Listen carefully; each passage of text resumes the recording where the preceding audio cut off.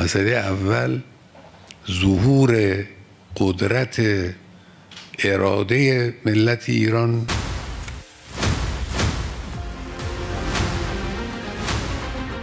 ইসরায়েলকে ভিখারি বানিয়ে ছাড়বে ইরান। গলা চেপে ধরেছে হামাস, হিজবুল্লাহ, হুথি।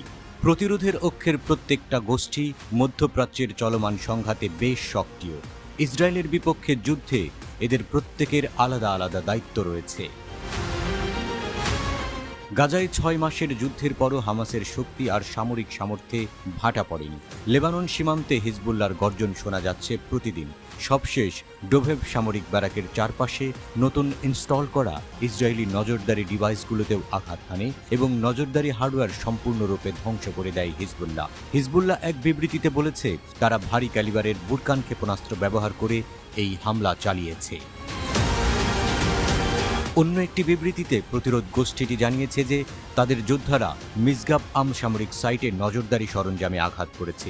সেখানে ইসরায়েলি বাহিনী সম্প্রতি আবার অবস্থান নিয়েছিল। আল মালকিয়া ঘাঁটিতে নজরদারি সরঞ্জামগুলোও ধ্বংস করা হয়েছে।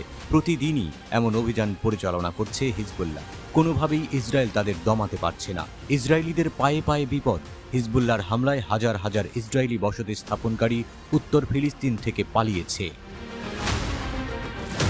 ভয়ে পালিয়ে যাওয়া ৬২,০০০ ইসরায়েলি ১৯৬৮ সালে ইসরায়েলি অধিকৃত ভূমির উত্তর সেক্টরের এলাকায় বসতি স্থাপন করেছিল।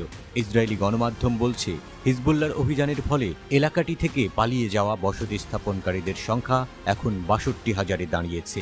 প্রতিবেদনে উল্লেখ করা হয়েছে, ৩০,০০০ বসতি স্থাপনকারী উত্তর অধিকৃত ফিলিস্তিন থেকে সরে গেছে, কারণ বাসিন্দাদের মধ্যে আশঙ্কা বাড়ছে। হিজবুল্লাহ যোদ্ধারা নিয়মিত অভিযান চালিয়ে যাচ্ছে এবং এমন কোনো লক্ষণ নেই যে তারা ইসরায়েলি সেনাবাহিনীর কোনো পদক্ষেপের কারণে পিছু হটবে। ইসরায়েলি মিডিয়া আউটলেটগুলো আরও উল্লেখ করেছে, পালিয়ে যাওয়া ৪০% ইসরায়েলি এই অঞ্চলে ফিরে আসার কথা বিবেচনা করছে না। ৩৮% ইসরায়েলি যারা স্বেচ্ছায় হিজবুল্লাহর হামলার ভয়ে এলাকা ছেড়েছে, তারা আর উত্তরে অধিকৃত অঞ্চলে তাদের পূর্বের বাসস্থানে ফিরে যেতে চায় না।